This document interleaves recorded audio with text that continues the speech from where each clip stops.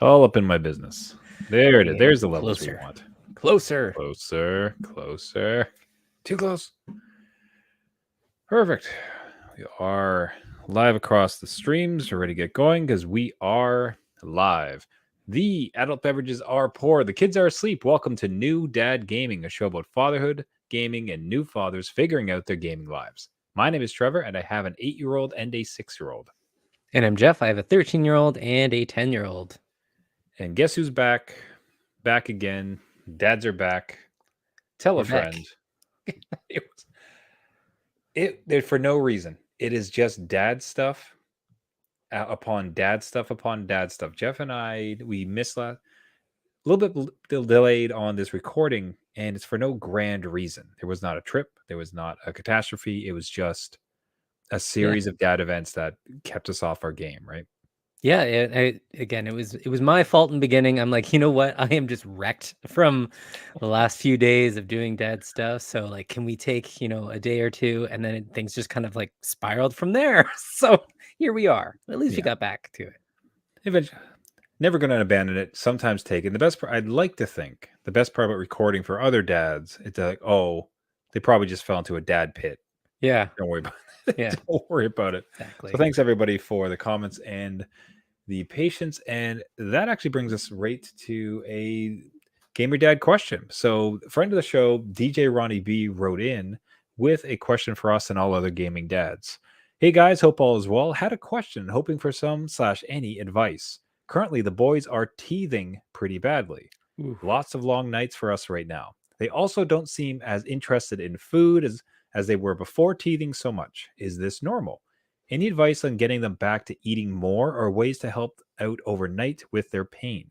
Medicine, unfortunately, isn't doing much. Feel free to broadcast this on the show if it might help others and if others may have advice. Thank you for all you do. DJ Ronnie B. So I do remember this. Yeah. These times are hard. I would love to hear your answer. I always harken back to a kind of a craggedy old woman we had as a pediatrician. Okay. And we went to her the one day, and my wife was very concerned about some of the kids' weight or how much they were eating. And in her old world kind of way, it's like, so just not eating enough. And I'm really concerned. I'm not sure where. And she just looked at us dead, like, why? Well, you got to eat. And Scott's like, why? Well, the baby's, it's like, the baby eats what baby needs. Oh, okay. Baby will take what needs. You not worry. Baby fine. But what about baby fine? And just like, and I always kind of thought back to it that in many ways, like babies are very singularly focused. This is obviously, look, if there's concern, talk to your doctor, like take the needed things. I do feel that in a new information age, a lot more pressure is poured upon us because like, what could it be? Am I missing something? Am I a good parent? Yeah. As opposed to letting these things kind of naturally take their course. So if things are within that range, it's sort of like baby has what baby needs. Have everything kind of available and just do your best is ultimate. So you yourself, any thoughts on the teething or current situation he's in? I mean, good advice. Again, baby needs what baby needs. What happened with us is because okay, 2 kids, 2 very different experiences. The first one, never any issues with feeding, especially around, the teething age, not a problem. We did, and I don't know if you did it, baby-led weaning. So, like, you do, like, solid foods, and it's, like, the size of your finger, and then they just, like, suck on it. Helps a lot with teething because I think part of the teething part is, like, they really like to, like, massage their gums. Yeah. And, like, just having, like, a long, cold, like, piece of food that they could just handle and just the temperature of it and them just, like, rubbing it around helped a lot with my first. Second one, nothing. Nothing that you did. No books, no TikToks, nothing helped. It was just, like, they were cranky all the time, did not happen. So I'm hoping that's not the situation here. I hope not, because it was not a fun time. But I think it's almost reassuring because like that is exactly it. So there's a couple of problems is that, baby will ask for what baby needs. And what that might be is a bit of relief. Because the one thing I was going to say is there's these, you can get on Amazon or other cheap things. It looks like a soother that has a mesh. And inside of that Yes. mesh, you can just put like food, like a Yeah. couple pieces of banana. If you do that, but with like frozen banana or something else cold, like you said, they then get to put it in a safe manner, but it's like cold and it's food and it just feels really nice on their gums. That could help. Yeah. Try that and try 10 other, old wives' tricks, basically. Right. See if something works, and it might not, and that's fine. Yeah. Fine, it's not going to make your life fine. Don't get me wrong. You're going to go through hell, but just what do you do when you're in hell? Keep walking. just push forward and keep going and appreciate what it is. The important thing, what I'm trying to distinguish is there's things you can do and there's things you can't. Yeah. Lord, give me the strength to change what I can, the patience to accept what I cannot, and the wisdom to know the difference.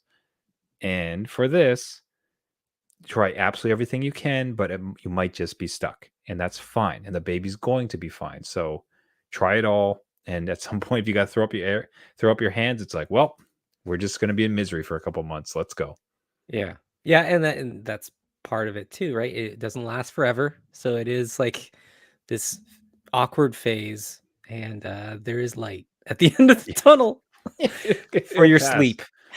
This too will pass. So I said, now, if any other gaming dads have tips that worked on their kids, at this point, again, this is spaghetti on the wall. You just got to try everything and see if something happens to fix, and also be ready, like Jeff's story. It may not work for the second time around. Yeah. With the next kid. It's not a one size fit all. But gaming dads, if you have suggestions that we can pass along to good friend of the show, DJ Ronnie B, send them to us at New Dad Gaming on all the social networks and newdadgaming.com. Now, another tip we kind of got from DJ Ronnie B was the introduction of Helldivers 2. Now, not so much the introduction as the game has been just plastered over the media. Not quite Pal World levels of media sensationalism around it, but still quite a bit. Am I right?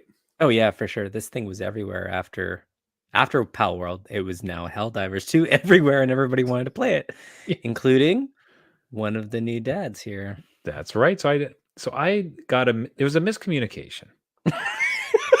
Because Jeff and I managed the Twitter account jointly. Yeah. Joint custody on the Twitter account.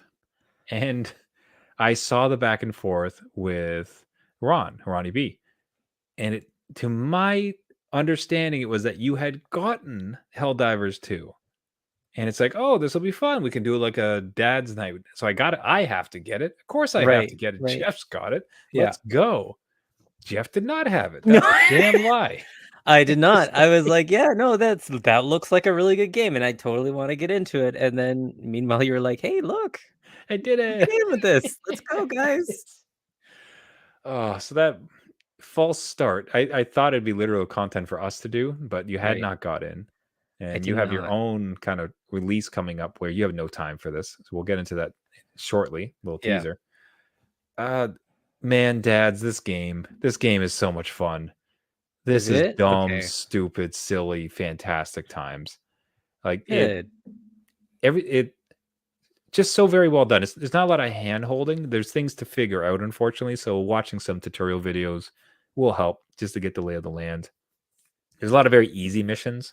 So you do not have to get into the fray. You can kind of just drop in and even just like solo finish a few missions to get kind of the hang of it and see where you get to.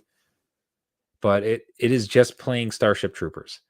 Yeah. It is the over-the-top camp fun silliness. The action is fantastic. The menus and the systems, the traversal methods, the weapons and the weapon system. There's some unique parts where you're almost using the Konami code to call in certain strikes. Like putting it in, there's all these like minor parts of it that make it so much fun. If you die, your teammates can revive you back. So death is not, necessarily that bad. There is a good teamwork component to it where thus far I've had a lot of luck. I think it gets a little bit dicier when you're getting up like in the higher levels. There's kind of some nonsense and scamming going on.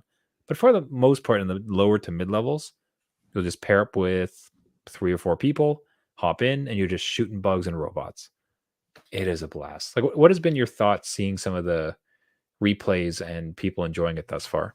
Oh, it looks hilarious. And like it's one of those things where it creates its own moments, and I think that's what Mm, everybody attached themselves to, right? Like, oh, I want to be yeah. a part of that, right? If nothing is scripted, there's enemies on the planets, that's the scripted part, but everyone makes their own fun, their own way, kind of like Mm, reminds me of almost like Rocket League, right? Like you have these nice. mechanics that are at play, but everyone makes their own like game time moments and then shares Yeah. them, and it's this viral thing, and you're like, oh, total FOMO. I want to be part of that for And sure.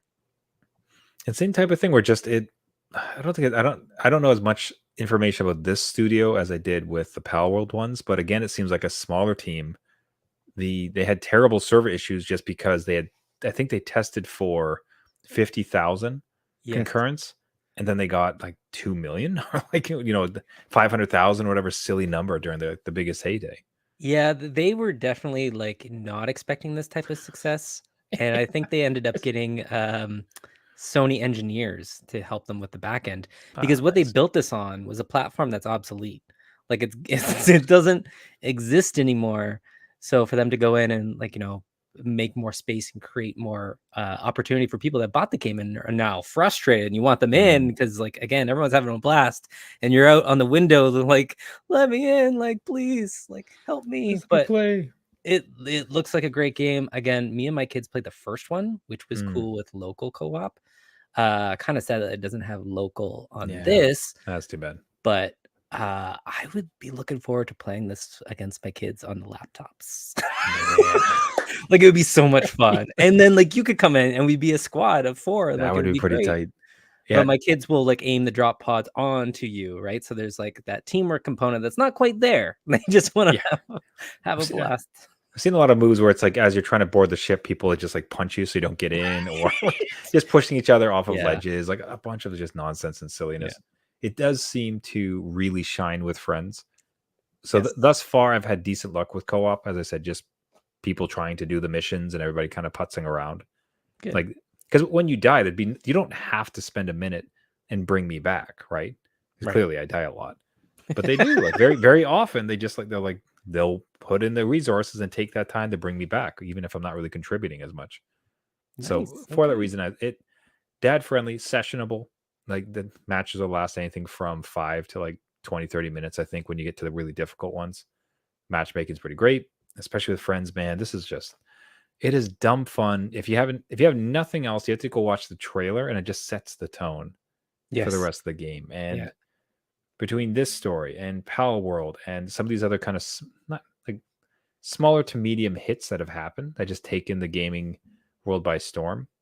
Yeah. In the back, and I don't like to be down on other games, but just the fact that this happened in a world where Suicide Squad did not succeed very well, whilst Y- being so scammy.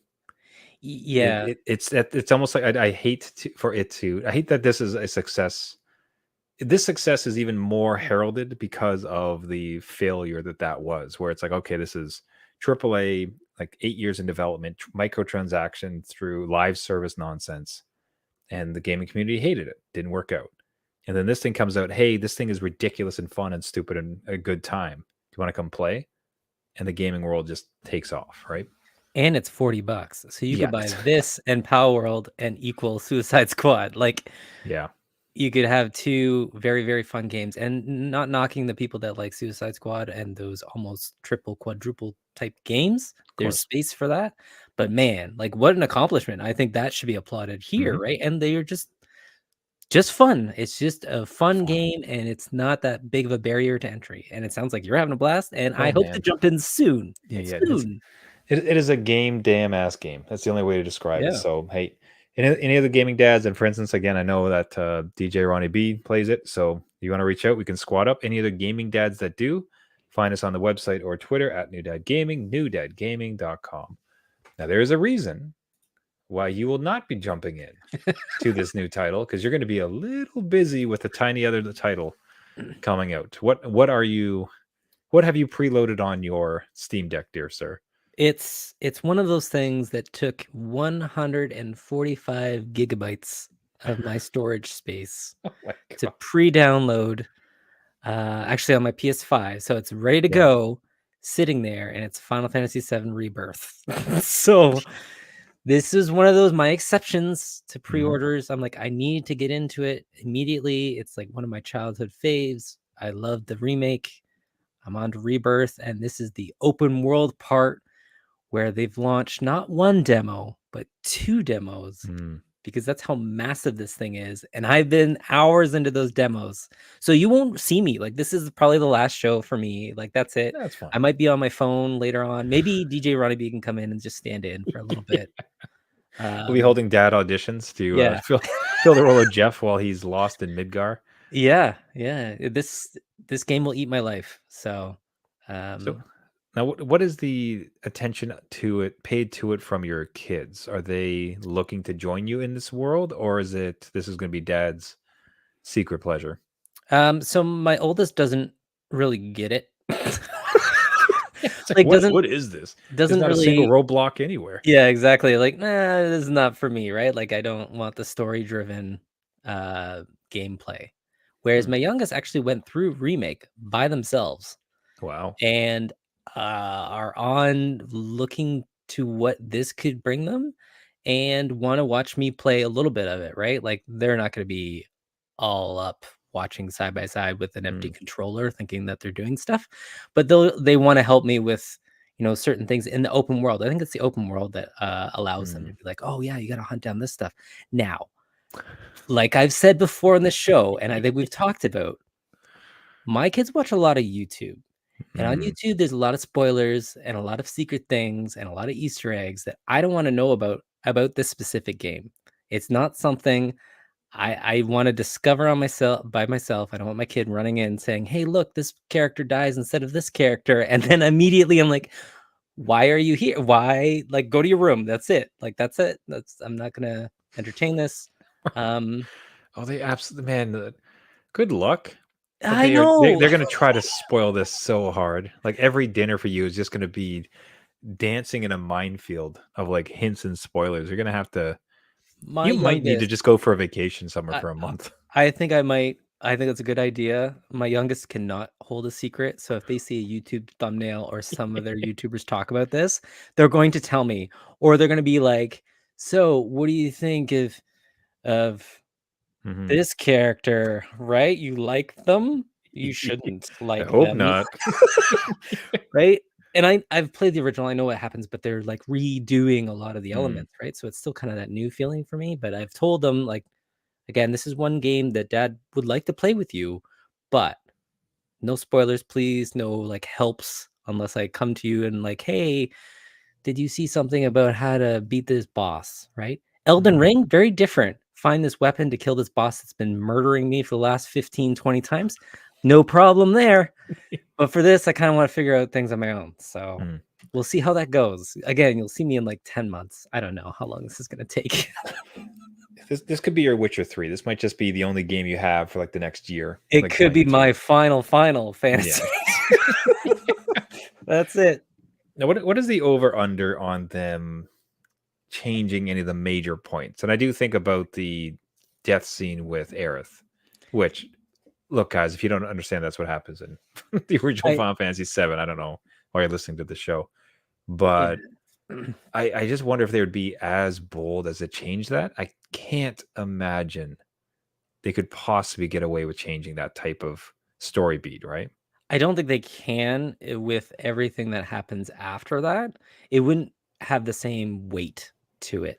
Now they are playing with time and like different sort of dimension stuff like destinies, which maybe they weave together a little bit and create this new path. But I don't think they're going to change certain what I would think pivotal plot points. Like, that's your motivation as some of the characters here. Like, oh my God, this thing happened. Let's continue our journey and blah, blah, blah. Right. So I don't know. I'll let you. I won't let you know. You let me if you want to know when I get there. Do they have a plan to launch it on PC? Is Rebirth coming right out for PC? Because I think the original Final Fantasy VII Remake is on PC. Yeah. Yes, it's on. Well, Remake is on PC. That was a year-ish after. This is only exclusive until May. So people are thinking that after May, it might go to other platforms such as PC, maybe not Xbox? Xbox. I'm not sure. Switch? Uh, Nintendo Switch? maybe Switch. Maybe it's a cloud game somewhere. Haha, that'd be funny. But I think people are thinking PC right after because Square's kind of in a tight money situation, and I think they want to kind of branch out a little bit. And getting in on PC quicker, I think Yeah. we'll get them those sales for sure. So you might be able to join me, and I There might we be, go. past the tutorial at that point. I don't know. We'll see. Maybe you're out of the first world. Yeah. Fine. And I can buy it and I can play it for the first 10 hours and then drop it like a bad habit. That's it. Yes. Just like another game that released some DLC, Elden Ring. Remember when I bought that for a hot minute? I remember. Where are you in that? Haven't touched it since. Oh I'm no. not gone. No. God, that game is so it to me it almost feels like a retirement game when my working life is done and I wake up and just have control over my time and it's like, you know what, I'll spend a nice 4-hour jaunt Right. in Elden Ring and just kind of explore these 4 rooms. A little road trip. Yeah. Because I often think about it where it's just like that game, it's so rich in detail. There's so many weaving stories and interesting paths to take. And it almost does a disservice to just try to run through it as fast as possible to get the win, the victory of it. Yeah. So I do think of it often where it's like it'd be great to come back into it and play it. But for you, Elden Ring champ, I'm saying this assuming you have beat it. I have beat it. Yes, I am a champ. So you are a champ. Okay, good. Yes. Didn't want to misplace that. No. So Elden Ring champ, here comes this DLC. Yeah. Where are you standing on it? Is this a day one purchase? Is that because it kind of sounds like a brand new game set in the world given its size? Yeah, it does sound quite substantial. This was supposed to be this multiple DLCs and they kind of mashed it into one. And FromSoft does really good DLC packages. So I think this will be day one. They rarely discount anyway, so waiting time for, price drops doesn't really happen. And again, my kids are very interested in this one. So it is a little on the expensive side, but it is quite the expansion. They said, roughly there's a certain area of the map of the original game. They're like, it's that size, which is a good portion of what I've hoped to achieve or what to again, you have to play the original and get to a certain spot in the original in order to get into this DLC because it goes along with the story. So most of their that's a really bold choice though, if you think about it, because they're pouring all of these resources into it, but you're not even allowed to play it. Yeah. Unless you've beat the game. You would think they'd have some sort of carve out just to make sure that anybody and everyone who's willing to pay them. Well, you have to get, but it's you have to get like halfway through the original game because there's a certain character, like something happens and kind of inserts. So yeah, you do have to. So like if you're in the beginning area, you have to put in probably tens of hours at least to get to this DLC. doubles of hours. Of hours, like a lot, like a long time. I could get behind this thing. So DLC classically has been sort of in the cheaper range. You buy a game for 50 to 60. DLC comes, it's 10, $20 type of thing. Yeah. And a little taste, a little dessert on top of the main game. Yeah. This feels more meatier in that it is just a new game bolted onto the same world, which is kind of cool because people want this content. It's a fantastic world. It's gorgeous, and they spent so much time crafting it. Why not let it breathe a little bit more? And if you want to, put in good work and produce it. No, I have not heard any uproar about the cost of the DLC because it's like, oh, we know what this is going to be. This is going to be good. So this will be worth the extra funds, right? Yeah, there's a lot here and a lot of what they're showing. They're all new places, all new bosses. There's different difficulties. So even if you beat the game, you can still use that character. And then instead of resetting everything, no. There's like a way that they've altered the difficulty to still challenge you, which again, they've kind of taken that all into account. Like they really want people to be part of this world and get in the DLC. So I'm excited. We'll see if you get there. Again, you got Final Fantasy VII Remake and Rebirth, and then Elden Ring with DLC. You're good till retirement. I got Helldivers, man. I got like Helldivers in between there. Yep. I bought Diablo 4 at some point. That's still going, right? That's around somewhere. Like I think they still have seasons or something. Okay. Oh You're man, I doing did well. beat. At least I beat that one. I did beat Diablo Oh, 4. perfect. So, at You're least, done. but now I should be playing it more. Probably not. Let's be honest. I'll check it But off. all good. Hey, gaming dads, as always, if you have some thoughts on Elden Ring, either pro or against, would love to hear it. newdadgaming.com or at newdadgaming. So the wanted to pull up one more title for how we go. The new dads here were blessed once again from good friends at Nintendo who actually sent us review copies of Mario versus Donkey Kong. Yeah. Another one of surprise, like thanks to the folks over there for taking care of us, having us a chance.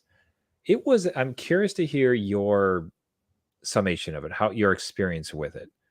So actually, he says as he begins to keep talking. No, you do go me a favor. for it. You go ahead You go. first. All right. Well, I played the original Game Boy that I thought this was. I thought it was Donkey Kong, like I think it was like Donkey Kong 1994. And apparently there was like a Game Boy Advance version, which this is remaking.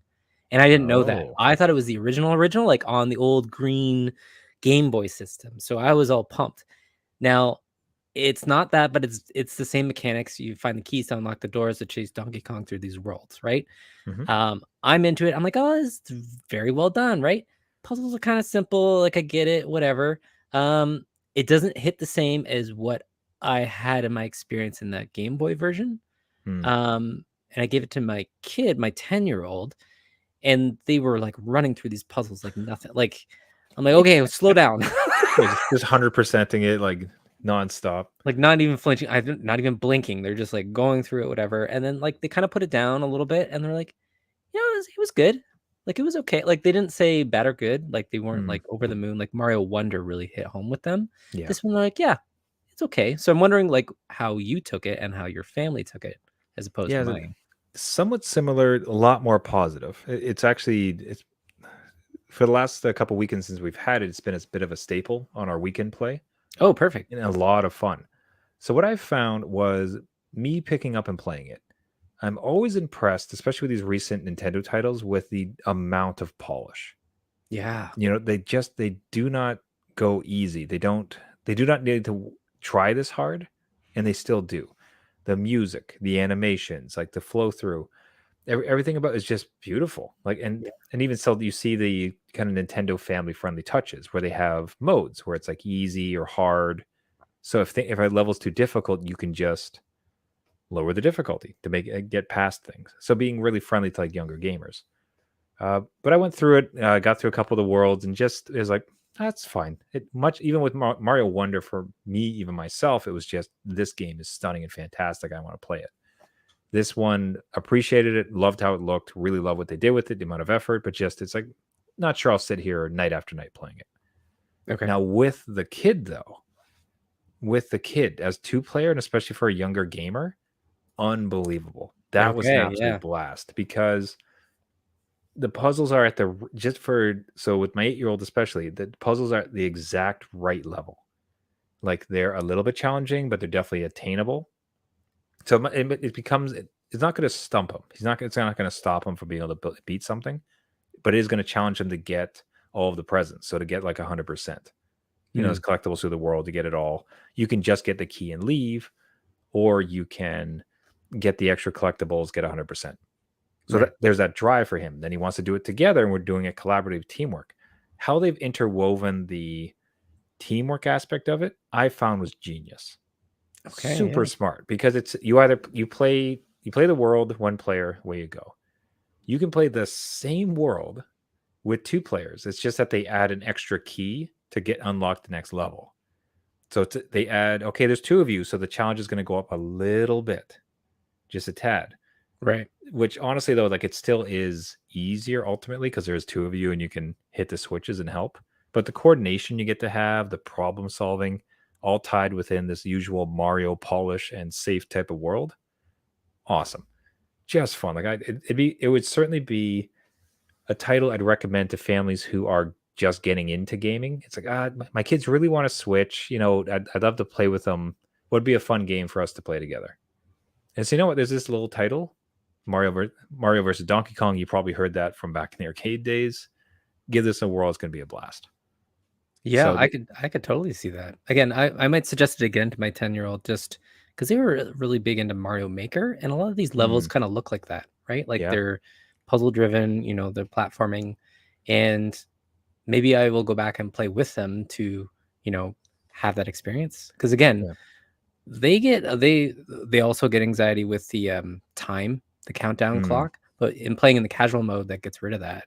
That's They right. didn't know about that, right? So maybe I go back and suggest that because then they're not looking at the clock saying, "Oh God," right? Like Yeah.